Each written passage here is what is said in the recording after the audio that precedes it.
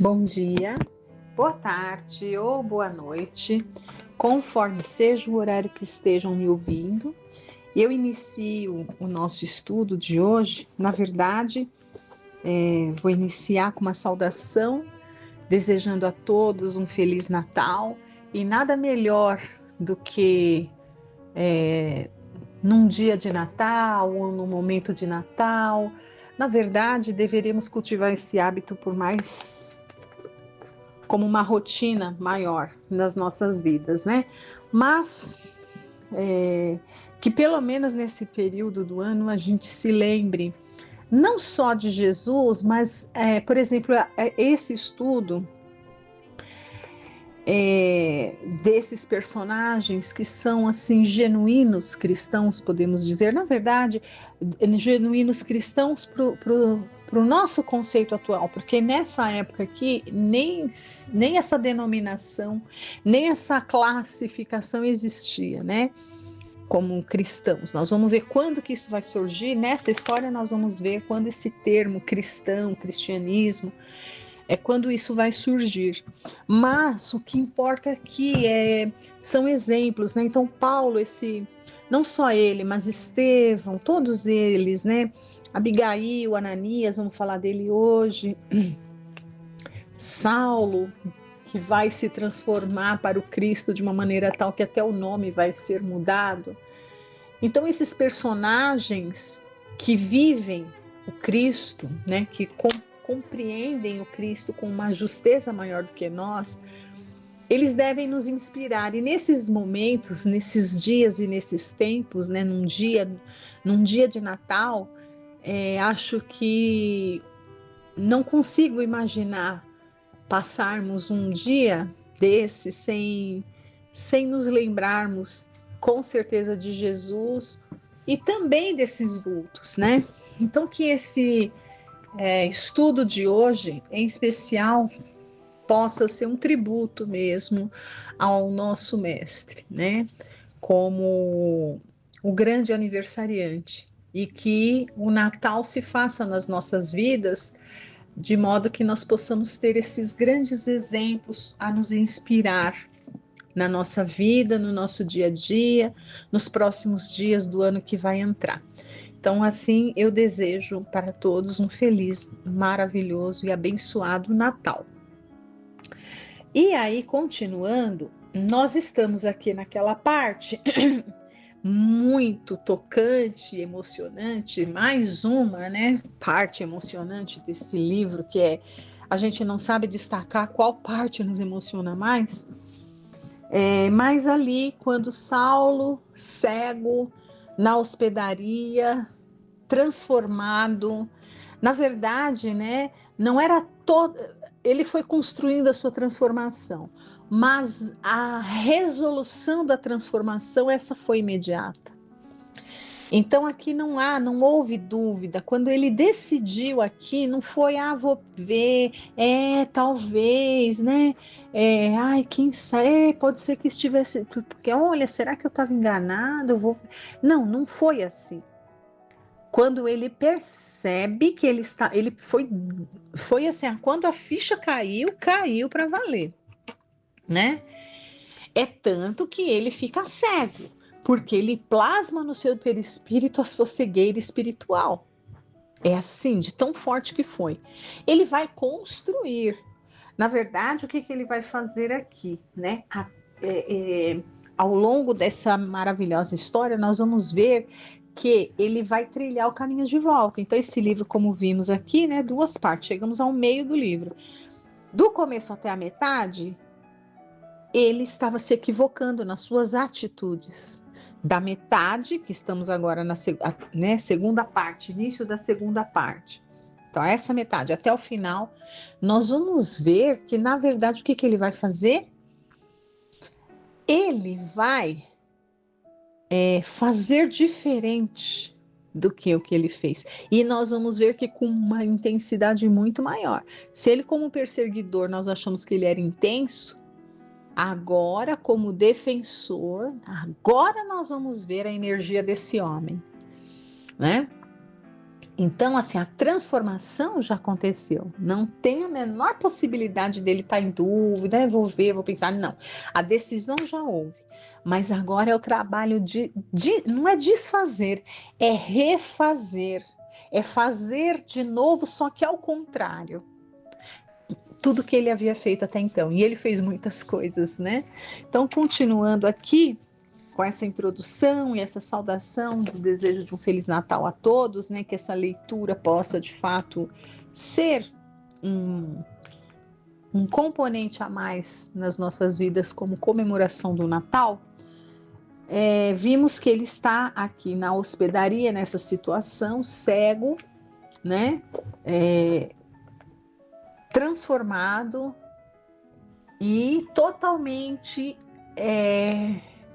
confiante de que os desígnios de Jesus para ele, de alguma forma,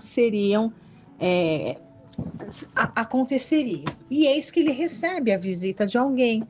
E quem é esse alguém? Ele cego, não faz ideia, né? Ananias. Quem sois, né? Vimos a semana passada. Ananias. E como Ananias chega até ele? Ananias chega até ele através da sua mediunidade. Jesus aparece para Ananias e diz para que Ananias fosse até ele.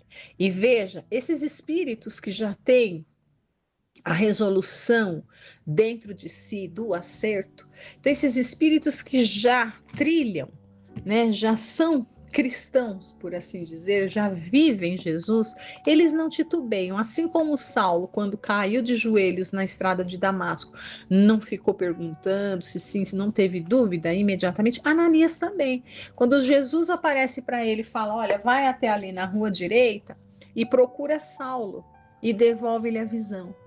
Quer dizer, ele sabia que Saulo perseguia cristãos e matava cristãos. Ele poderia, qualquer um de nós, né? Qualquer um de nós chegaria e falaria assim para Jesus, mas Senhor, o Senhor está ficando louco? Esse homem quer me matar e o Senhor me manda ir lá? Quer dizer, manda, como o próprio Saulo disse, manda a ovelha ir atrás do lobo, mas que loucura é essa? Nós pensaríamos assim. Mas Ananias não, espírito preparado, não colocou, nem ousou colocar o seu interesse acima do interesse de Jesus, né? Então, o que ele fez? Não titubeou, sim, Senhor, e lá ele foi. E, de fato, devolveu a visão de Saulo, como vimos a semana passada, né? E nós, assim, para continuarmos a leitura, vamos relembrar o último parágrafo desse encontro que lemos a semana passada, né? Dessa devolução da vista, né?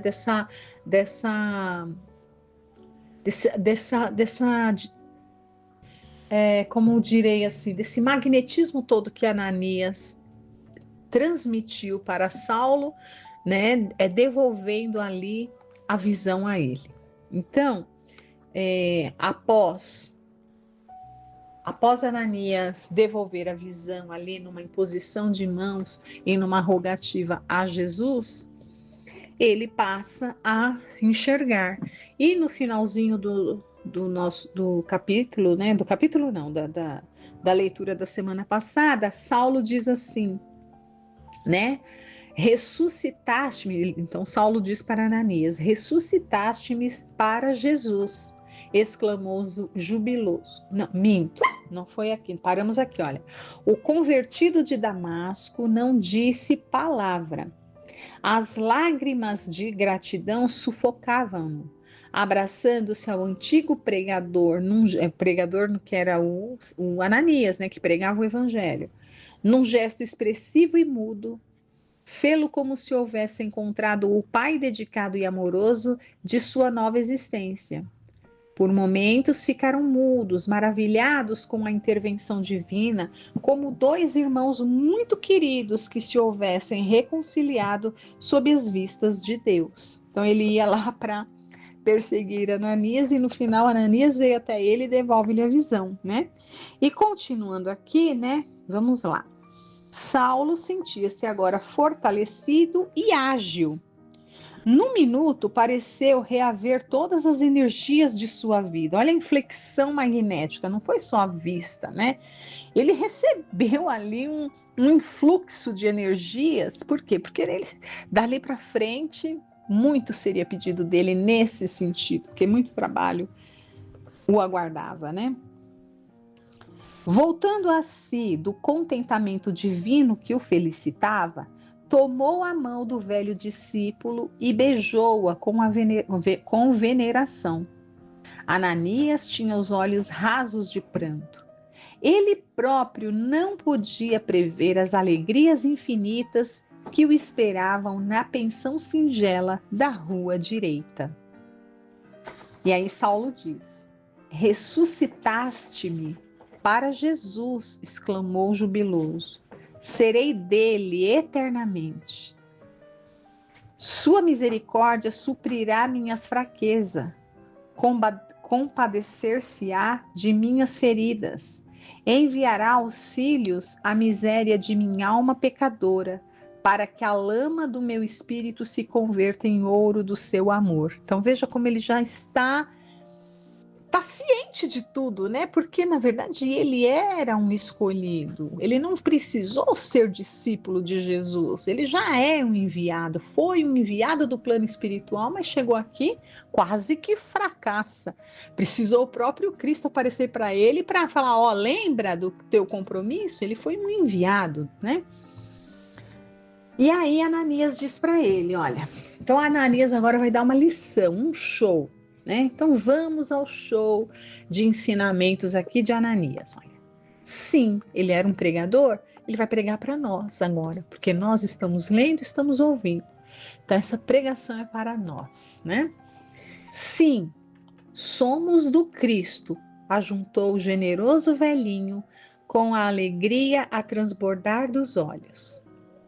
E como se fosse de súbito transformado num menino ávido de ensinamentos, Saulo de Tarso, sentando-se junto do benfeitor amigo, rogou-lhe todos os informes a respeito do Cristo, de seus postulados e atos imorredouros.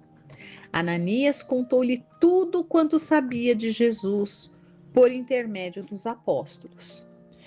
Veja, né? Ele nunca parou para saber quem era Jesus de fato, apesar que Estevão falou muito para ele, mas ele estava tão cego que ele não. Cego e surdo, né? Porque ele não conseguia nem ouvir, nem entender. Olha, Ananias contou-lhe tudo quanto sabia de Jesus por intermédio dos apóstolos, depois da crucificação, a que ele também assistira em Jerusalém na tarde trágica do Calvário. Esclareceu que era sapateiro, então ele vai contar a história dele, o Ananias, né? Mas aqui quem está narrando é o Emmanuel. O Emmanuel vai fazer essa narrativa, o Emmanuel vai fazer a narrativa da história de Ananias, olha. Então, perdi aqui, gente. Esclareceu que era sapateiro em Emaús e tinha ido à cidade santa para as comemorações do templo, tendo acompanhado o drama pungente nas ruas regurgitantes de povo. Falou da compaixão que lhe causara o Messias coroado de espinhos e apupado pela turba furiosa e inconsciente. Profunda emoção ao descrever a marcha penosa com a cruz, protegido por soldados impiedosos da fúria popular, que vociferava o crime hediondo. Curioso pelo desenrolar dos acontecimentos, seguira o condenado até o monte. Da cruz do martírio, Jesus lançara-lhe um olhar inesquecível. Então Jesus conhecia suas ovelhas todas. Então, naquela turba de ensandecidos, tinha algumas ovelhas ali. E Ananias era uma, que estava passando por ali. E ficou comovido, tocado, sentido. Nem conhecia quem era aquele homem, o que ele fazia. Mas se sentiu profundamente tocado. E Jesus, com um olhar, diz tudo a ele, né? Olha que narrativa essa aqui, né? Que Emmanuel está nos contando sobre a história de Ananias. Um olhar inesquecível. Gente, imagine, Jesus precisaria falar alguma coisa para alguém? Não? Não precisaria, basta um olhar, né? Um olhar. E às vezes nem isso. Se pensarmos ali na mulher hemorradiça, né? Que sangrava há mais de anos. E no meio dessa turba ensandecida, ela tinha tanta fé, mas não tinha forças nem energia de tamanha a sua anemia, sua falta até de energia mesmo, né? Sua fraqueza extrema ali, porque, poxa, anos com hemorragia, imagine só, né? Ela praticamente se arrastava no meio da turba, mas a sua fé era tanta que ela falava que se ela conseguisse tocar na roupa de Jesus, ela sabia, tinha certeza que seria curada. E assim fez, porque ela não tinha nem forças para ir andando, né? Não tinha energia. E ela consegue ali se arrastar de alguma forma e tocar nas vestes de Jesus, de modo que ele para e ele nem sabe quem foi, não veio de onde é, mas ele sente que uma virtude dele foi retirada, ou seja, o milagre foi, ela foi atrás do milagre que ela queria. E a fé era tão intensa, tão grande, né, que ela foi e conseguiu, e Jesus nem viu quem era. Então, se até quem ele não via, ele já conseguia transformar a vida, né? Desde que esse já estivesse preparado para isso, imagine para quem ele lançasse um olhar, como ele fez aqui com Ananias, né? Com Ananias. E nós? Será que nós estamos prontos? Ananias estava pronto para receber o olhar. Será que nós estamos prontos para receber o olhar de Jesus? O olhar. Porque ele nos conhece. O pastor conhece as suas ovelhas, e ali no meio daquela turba de loucos, ele olha e enxerga lá uma ovelha sua. E só olhou para ele, né? Olha, Jesus lançara-lhe um olhar inesquecível. Para o seu espírito, aquele olhar traduzia um chamamento sagrado, ou seja, com um olhar, Jesus fala: vai, é tua hora. Né? Conto com você. Traduzir um chamamento sagrado que era indispensável compreender. Indispensável compreender. Gente, as palavras do Emmanuel, gente. Indispensável é indispensável. Não é, pode ser. É indispensável. Né? Profundamente impressionado, a tudo assistiu até o fim. Daí a 3 dias, ainda sob o peso daquelas angustiosas impressões, eis que lhe chega a nova alvissareira de que o Cristo havia ressuscitado dos mortos para a glória eterna do Todo-Poderoso. Seus discípulos estavam ébrios de ventura. Então procurou Simão Pedro para conhecer melhor a personalidade do Salvador. Tão sublime a narrativa, tão elevados os ensinamentos, tão profunda a revelação que ele aclarava ao espírito, que aceitou o evangelho sem mais hesitação. E é assim, foi assim com Saulo diante da presença do Cristo, né? Desejoso de compartilhar o trabalho que Jesus legara aos que lhe pertenciam, regressou a Emaús, dispôs dos bens materiais que possuía e esperou os apóstolos galileus em Jerusalém, onde se associou a Pedro nas primeiras atividades da Igreja do Caminho. Né? Igreja do Caminho. Igreja aqui, gente, tinha uma conotação diferente do que tem hoje. Igreja é mais ou menos no sentido de comunidade, no sentido de pessoas que se reúnem com o mesmo objetivo.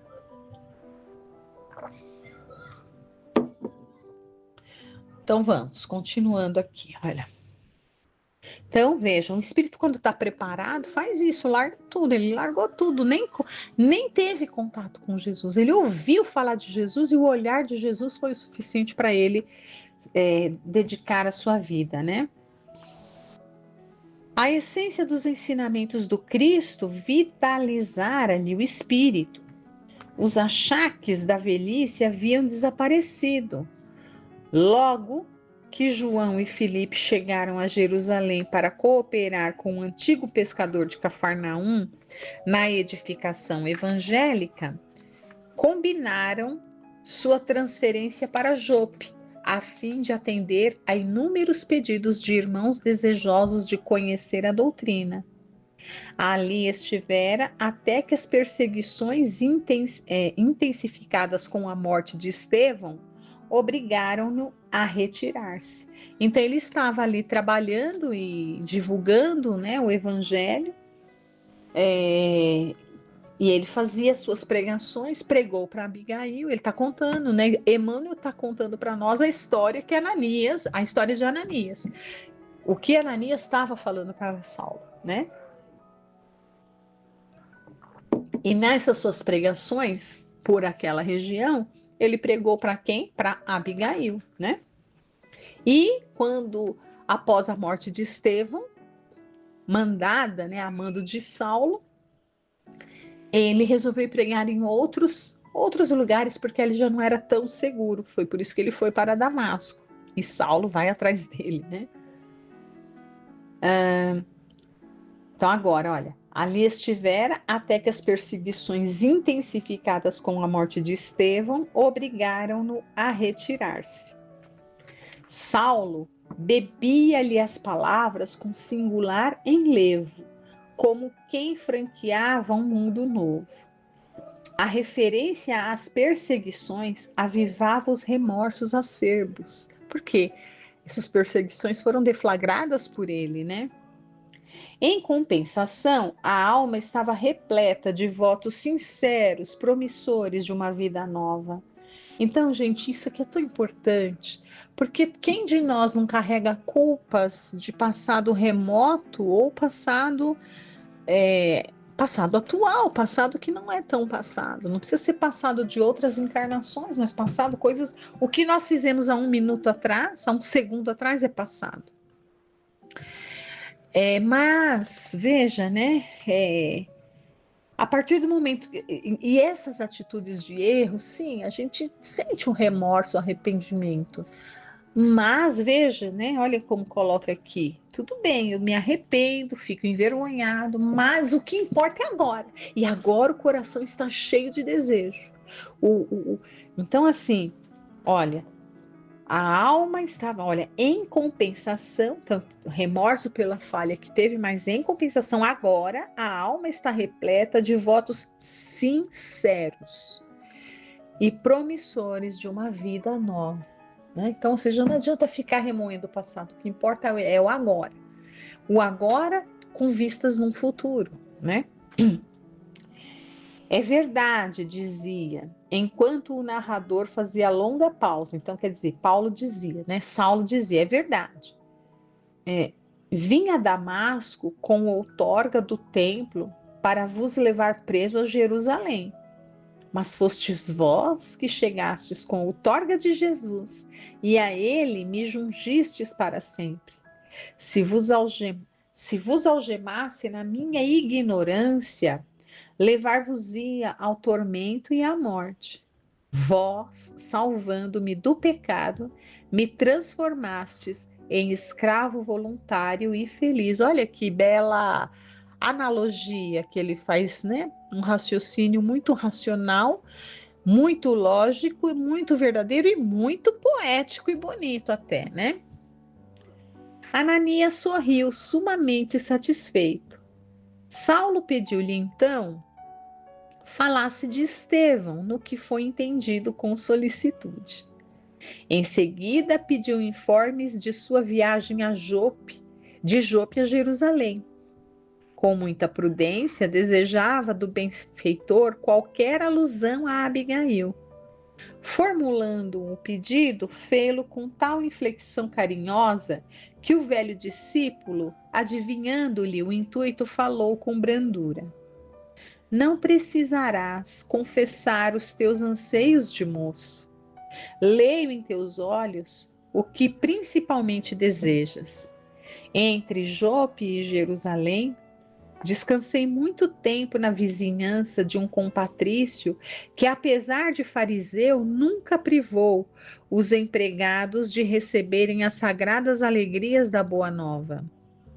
Esse homem, Zacarias, tinha sob seu teto um verdadeiro anjo do céu.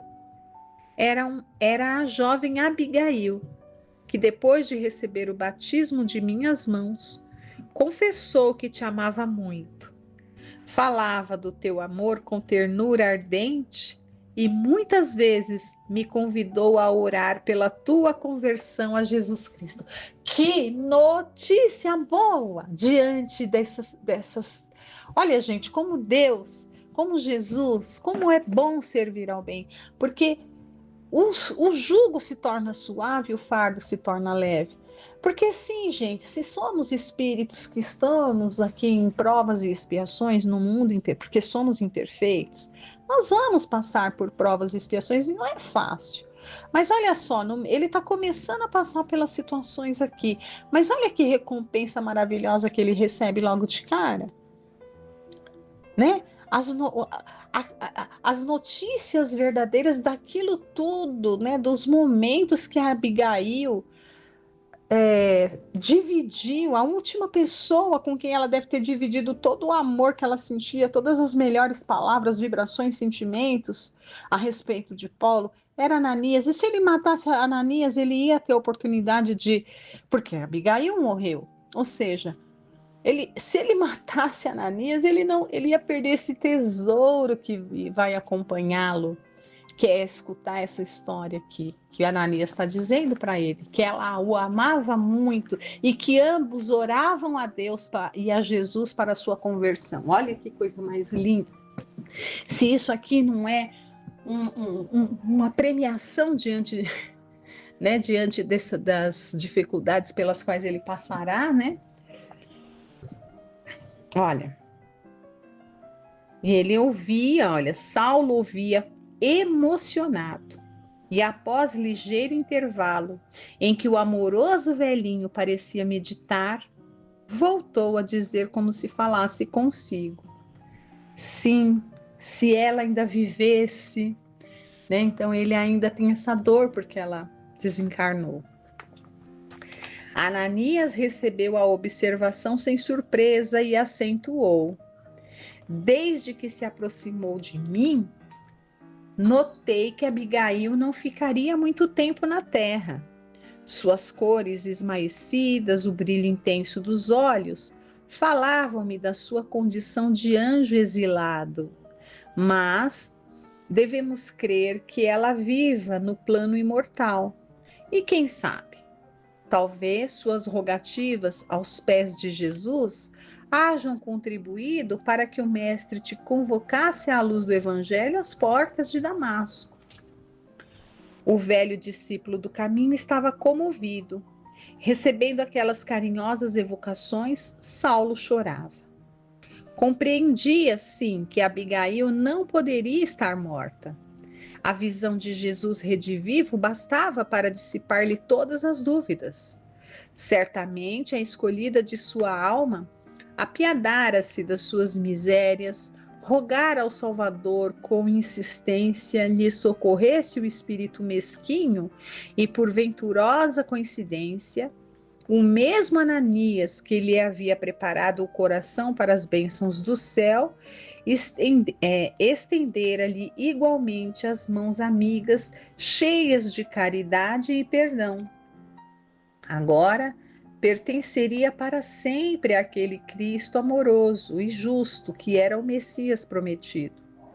Nas emoções extremas que lhe caracterizavam os sentimentos, passou a considerar o poder do Evangelho, examinando seus ilimitados recursos transformadores. Queria mergulhar o espírito nas suas lições iluminadas e sublimes, banhar-se naquele rio da vida cujas águas do amor de Jesus fecundavam os corações mais áridos e desertos. Aquela meditação profunda empolgava-lhe agora a alma toda. E assim nós encerramos com essa narrativa de Emmanuel, né? Os sentimentos ali, as reflexões de Saulo, né? Espero que estejam gostando. Vamos continuar aqui o nosso estudo.